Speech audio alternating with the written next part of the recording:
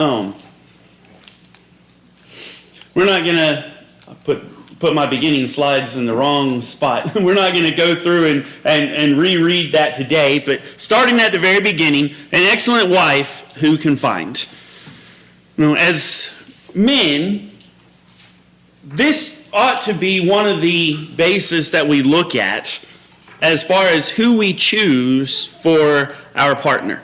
I've talked to many people after these lessons, and also it just day-to-day life and observations and observing my relationship and relationships of people that I know, and you can't argue with the fact that a good woman will make a man and a bad woman will break a man. There's no arguing with that fact. An excellent wife who can find. We've got to be, one, as fathers, as men, training up our sons to be looking for excellent wives, but also we've got to be training up our daughters to be an excellent wife. We'll get into what that is as we continue on, and we'll get into the training aspect of that later on as well as we look at some more passages, but she really is far more precious than jewels. It really is far greater. There's nothing, well, I won't say it that way. It's a shame when somebody marries for money. It's a shame when somebody marries for money or for position. An excellent wife is far more precious than jewels. It's worth more to have a wonderful relationship. It's worth more to be able to live the role that God has designed for you to live, and to have a wife that is able to support that, and that is her desire and her goal, to support, to be that helpmeet for her husband. As we continue on, the heart of her husband trusts in her, and he will have no lack of gain. Because of the type of person that she is, the heart of the husband is able to trust in her. Now, earlier when we talked about the men, we said that when the men dwell with the wife in understanding because she is the weaker vessel, we talked about the woman placing her trust in the man. What has the woman done? She's placed herself under submission to you. She's given you utmost control of her spiritual and her physical and her mental health. Everything about her, she has placed that trust into your hands. But yet here we also find the husband placing his heart. The heart of the husband trusts in the wife. The two are not mutually exclusive. We have to have one and the other. God says it is not good for man to be alone. We need the support of one another. He will have no lack of gain. As long as we have that, there's really nothing else we need, is there? As long as we have that partner, as long as we have that trust in our relationships between the heart of man and woman, we really need nothing else, do we? Nothing else really matters as long as we've got each other. She does him good and not harm all the days of her life. We've talked about in Ephesians chapter 5, the woman respecting the husband. See that the woman respects her husband. We've talked about different things. We've talked about the man needing to be a respectable person, needing to be somebody that is strong, needing to be somebody that the wife can trust in and that the wife can put her faith in and the wife can support. And so when she has that man, she does him good and not harm all the days of her life. I've worked with somebody before that it was impossible for him to get a full day's work because of the annoyance of the wife. And that's just a very simple, I say simple, but just a very literal example of this here. But oftentimes having to leave work to be able to go take care of something that really should not have had to be. The woman does him good and not harm all the days of her life. She opens her hand to the poor and reaches out her hand to the needy. Now we're starting to see a little bit about her character. Where is her heart? This is not just for her husband and just for her family, but she also has some other concerns as well. Because of the type of woman that she is, look at her heart here. She opens out her hand to the poor and reaches out her hands to the needy. She's able to look around and she sees needs around her, and she's willing to support those needs. She's willing to see those needs. This is a woman who has compassion.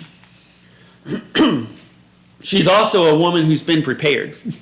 She's prepared her household. She's not afraid of the snow for her household. For all of her household are clothed in scarlet. They're not clothed in rags. They're not clothed in thin material. She's prepared her household for the wintertime. She's prepared her household for hard times. I really don't think that this is just physical either.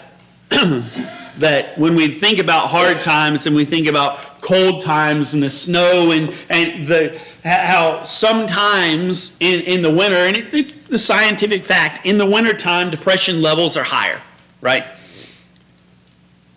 The woman knows how to deal with that. The woman has prepared her family. She seeks wool and flax and works with willing hands. Again, here's that preparation. She's like the ships of the merchant. She brings her food from afar. Still talking about this preparation. She's a hard worker. She's a woman of service. She's willing to rise while it is yet night and provides food for her household and portions for her maidens.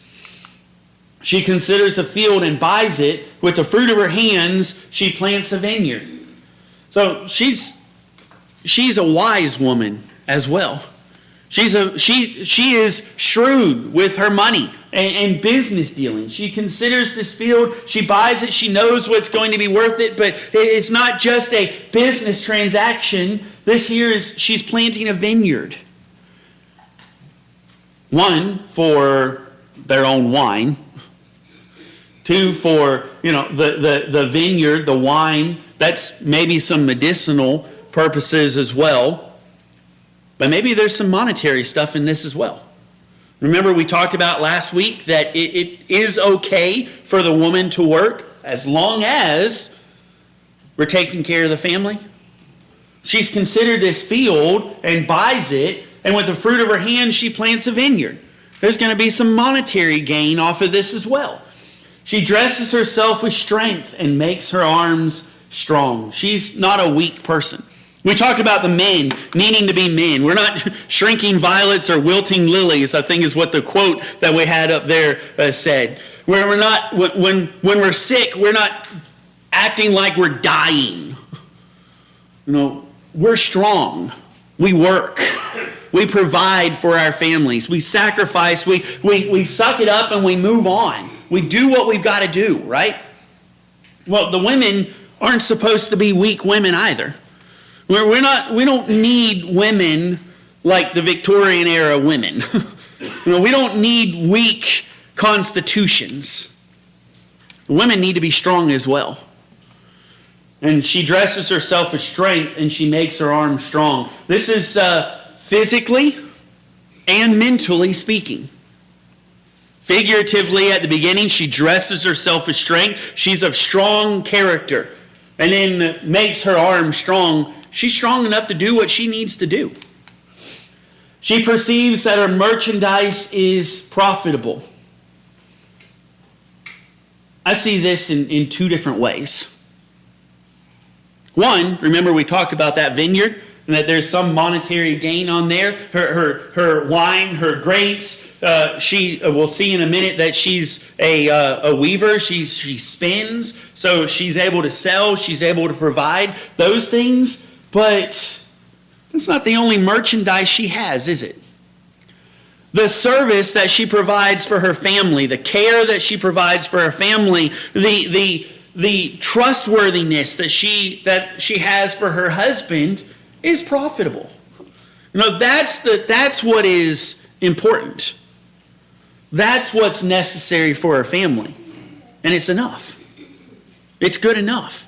She doesn't have to go out and change the world. She doesn't have to go out and lead a Fortune 500 company. She doesn't have to go out and be elected to some state, city, national office. She's profitable at home. The things that she provides is profitable. It's worth it. Her lamp does not go out at night. I thought about the parable of the 10 virgins, the 5 wise and the 5 foolish. The 5 wise had plenty of oil, didn't they? And the 5 foolish did not. Again, she's made preparation. Everything's in order for her family. She puts her hands through the staff and her hands hold the spindle. Again, here, this is that weaving, that spinning image here. She's taking that wool and that flax and she's turning it into the clothes of scarlet for her family. She makes bed coverings for herself. Her clothing is fine linen and purple. When we looked at 1 Peter, we talked about not braiding the hair and wearing costly attire and gold and jewelry and such. And we said that that may have a lot to do with culture of the time of showing off the wealth and everything, rather versus then the meek and quiet spirit. But here we have her clothing is fine linen and purple. This is royalty. We're talking about clothes of royals here, right? So maybe this is not necessarily figurative, but rather literal, but rather figurative. The things that she provides, we're talking about an excellent person who is worth far above rubies or jewels. Her husband is known in the gates when he sits among the elders of the land. Remember, I said a good woman can make a man. A successful man, most of the time you'll see a good woman behind him. He's successful because of the support that he has. She makes linen garments and sells them. She delivers sashes to the merchant. Again, she's making money with this stuff. The stuff that she does, not only is she providing for her family, but maybe making a little bit extra and turning and selling those things off to make a little extra money. It's not wrong for her to do that. It's not wrong for a woman to do that. Now, if that enterprise were to take over all this other stuff and her family is suffering because of her focus on selling, then yeah, we have a problem because we stepped outside of our role. But in the support of this, there's nothing wrong with that. Strength and dignity are her clothing, and she laughs at the time to come. Again, that preparation, that strength, that dignity. So, an excellent wife, who can find? What's an excellent wife?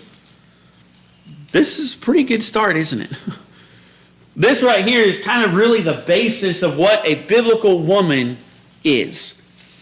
And we can see that even with all that strength, it is possible to be a strong-minded, bodied woman, a successful woman, a hard worker, someone who brings in value,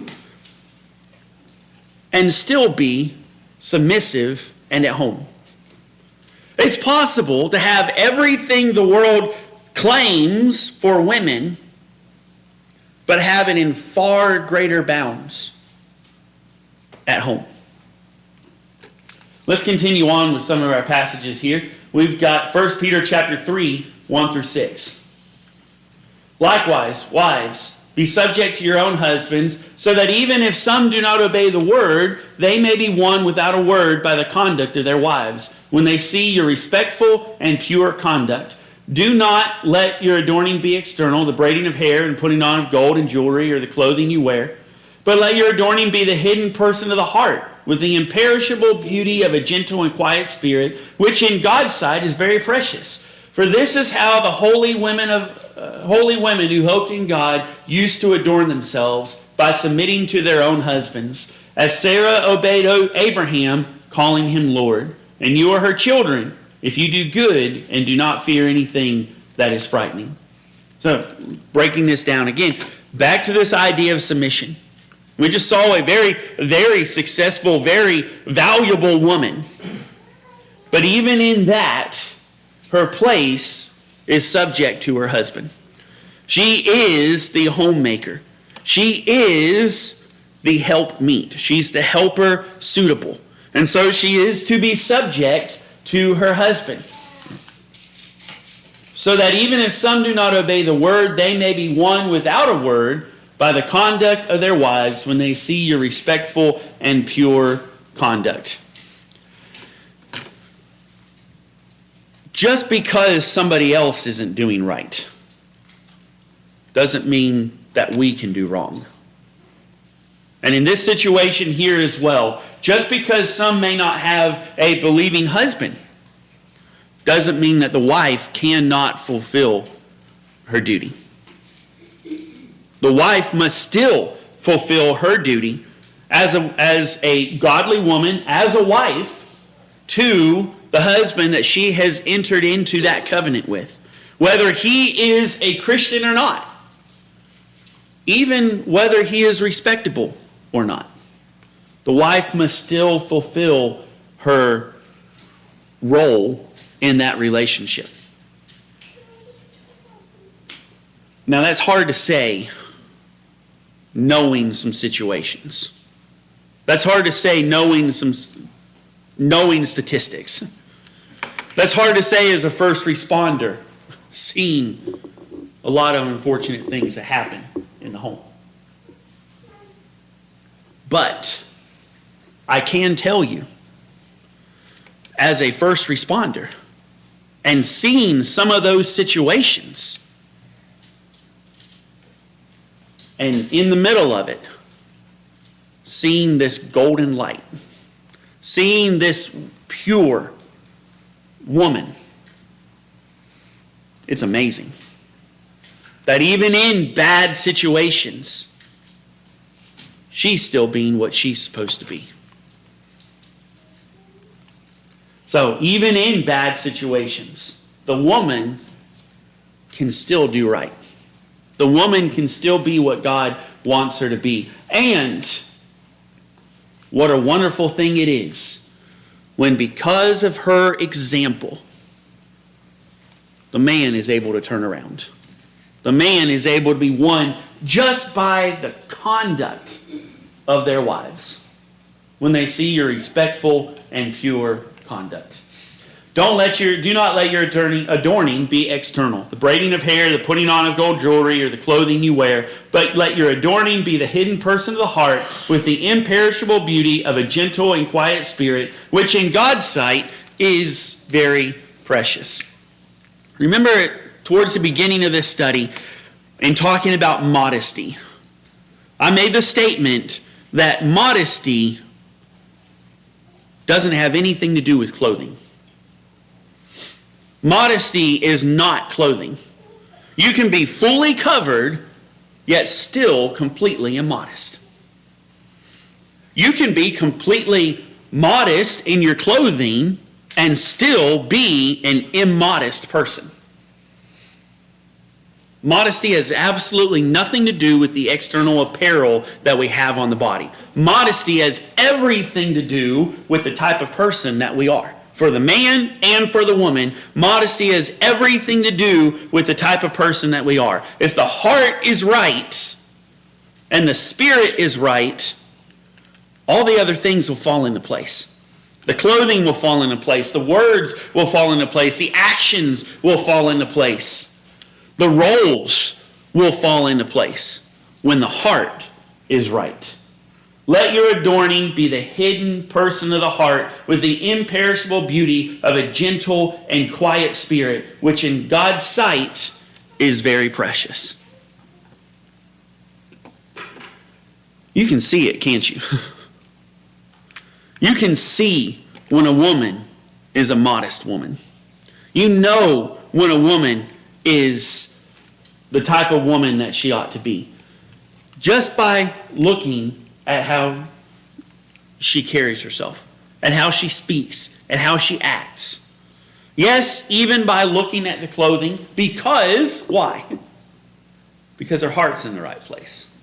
All that whole picture comes together, but it's not the external part, it's the spirit, isn't it?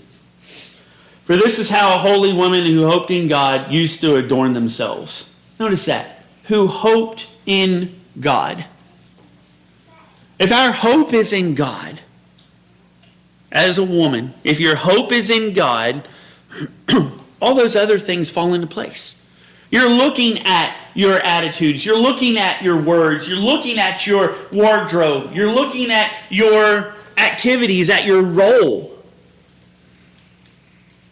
and checking them against the Scriptures and wondering, are the things that I'm doing correct? Am I fulfilling my place as a woman? Whether it is as a daughter to the father or the wife to the husband.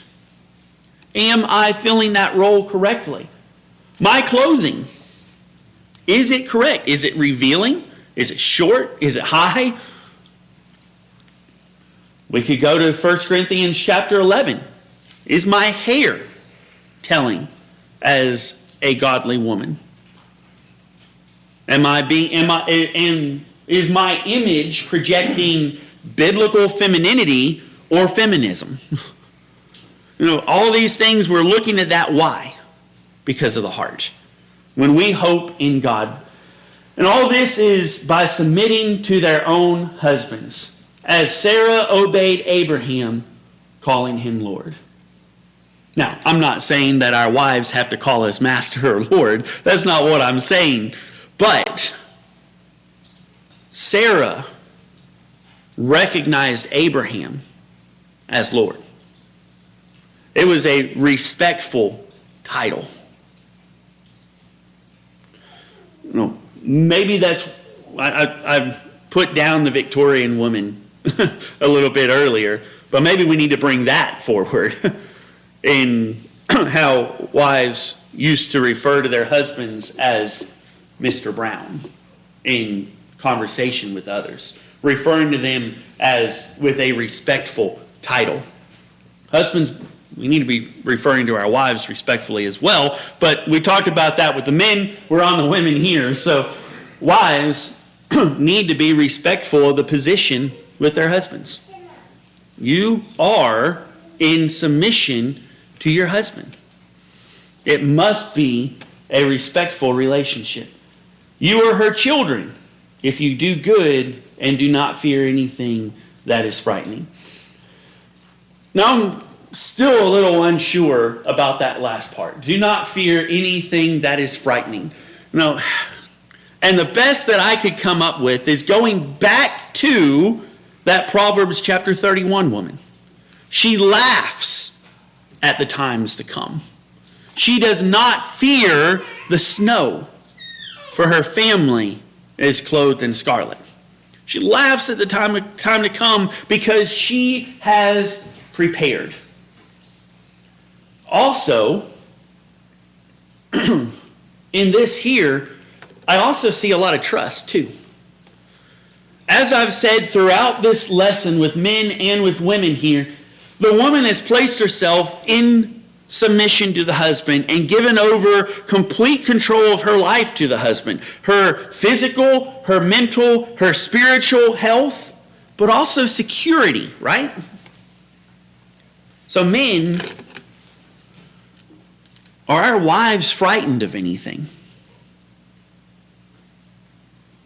Are we providing that safe environment for our families? Do our wives fear anything? If so, we need to be checking into it, right? we need to be looking into that. But women as well, there's some trust that goes into that. The trust that the husband is going to take care of it. The trust that the husband is going to be there. So, two things there is preparation and trust. But it all goes back to in submission to the husband. Proverbs chapter 21, 9 through 19. Now, these two passages on face value, are a little bit comical. But when you stop and think about it, the comedy fades away fast and sorrow takes its place. It's better to live in a corner of the housetop than in a house shared with a quarrelsome wife. It is better to live in a desert land than with a quarrelsome and fretful woman. As I said, on the surface, it seems kind of funny.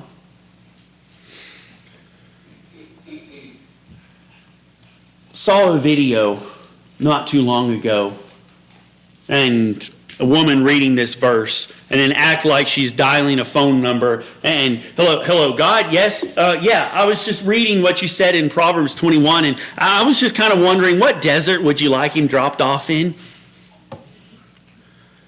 That's not funny in all actuality. Like I said, the comedy's there to begin with, but then when we really think about it, it's sad. We focus on how the men ought to be. The men ought to be respectful. The men ought to be taking care of the husbands. The men ought not to be some deadbeat husband that the woman ought to be able to respect. Well, women, at the same time, you ought to be somebody that's easy to lead. You ought to be somebody that we shouldn't have to fight with to be the authority.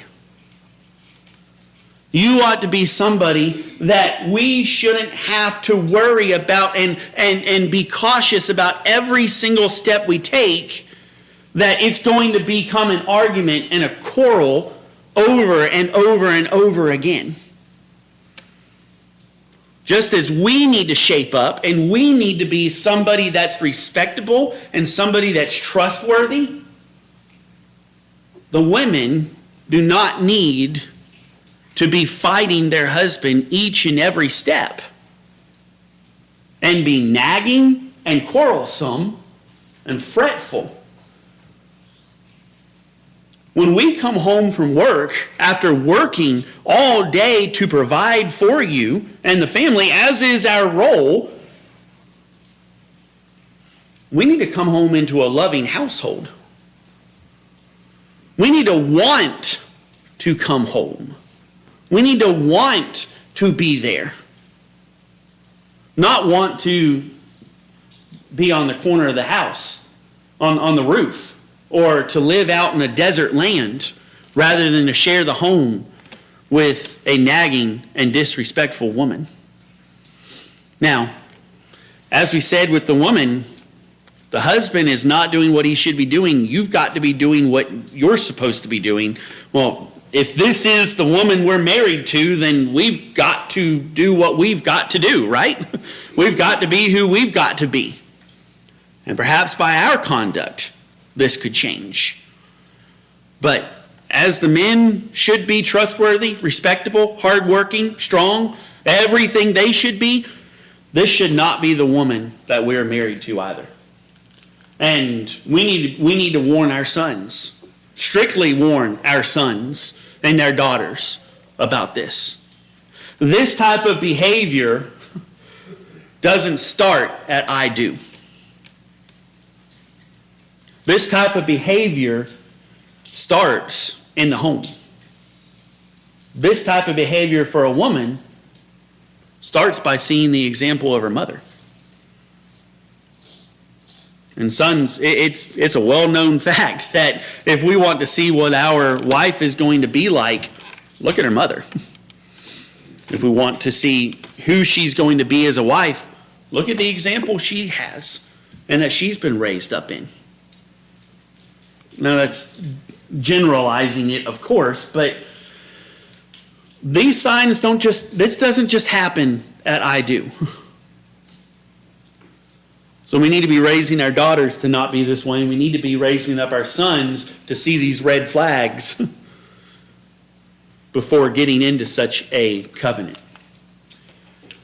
All right, we're going to have to hold off right there before we get into 2 Timothy chapter 5. So we'll pick up at this point next week as we continue our study. And with what I have and probably what is left to add into this, probably got about another 2 lessons in biblical femininity as we work our way through these passages. And then, of course, we'll get into children, and we'll look at their roles in the family, because they have roles too, right? They have things they're supposed to be doing. And we'll look at also in that responsibility of parents. We looked at husbands and the fathers and their role for training, but we breezed right over the top of it. We breezed right over the top with the discipline aspect, so that will come into play with that as well. Our song before our lesson was number 230. Let the beauty of Jesus be seen in me. And I chose that song because of that passage in 1 Peter chapter 3, and talking about the holy women of old that hoped, those that hoped in God, that was how they adorned themselves. They adorned themselves as women who hoped in God. And in that, when you see that type of woman, when you see that modest, quiet woman, what's the first thing you think of? That woman worships the devil. No. That woman's a follower of the Bible. That woman cares about her family. That woman's heart is focused on Jesus Christ. Let the beauty of Jesus be seen in me. The example that we can provide. Look at the chaos. Look at the stress that we face in this world today. Well, we've seen it with Brother Bobby and with me in our lessons and talking about why this world is the way this world is. What a relief we can provide to the world. What a simple picture of peace and security that we can provide to the world if we as husbands are what we ought to be, if you as wives are what you ought to be, and we are raising godly children. When we see strong families, it's a picture of Christ and the church to the world. But if our families are in chaos, our families are not what they ought to be, we're not in the proper roles, we don't provide a very good picture of the church. The church will not be strong unless our families are strong. And the families will not be strong unless we as individuals are strong. And we said that all of this comes down to the heart. Our heart has to be changed. Our heart has to be in tune with God. Number 198, there is power in the blood. If we want to be free from all of this mess out here in the world, if we want our roles to be strong, we want our families to be strong, we want our churches to be strong, it's all starting here at the foot of the cross at Jesus Christ. When we learn to submit ourselves to Him, we find the example of what a leader is supposed to be, and we find the example of what we ought to be in submitting to that leadership. It's all there at the blood of Jesus Christ. What do we need to do to make our heart right this morning? Giving our heart to Him through repentance and baptism, or rededicating our heart to Him through confession of sins and prayers? Either way, whatever we have to do this morning, let's do it as we stand and as we sing. Would you be free from your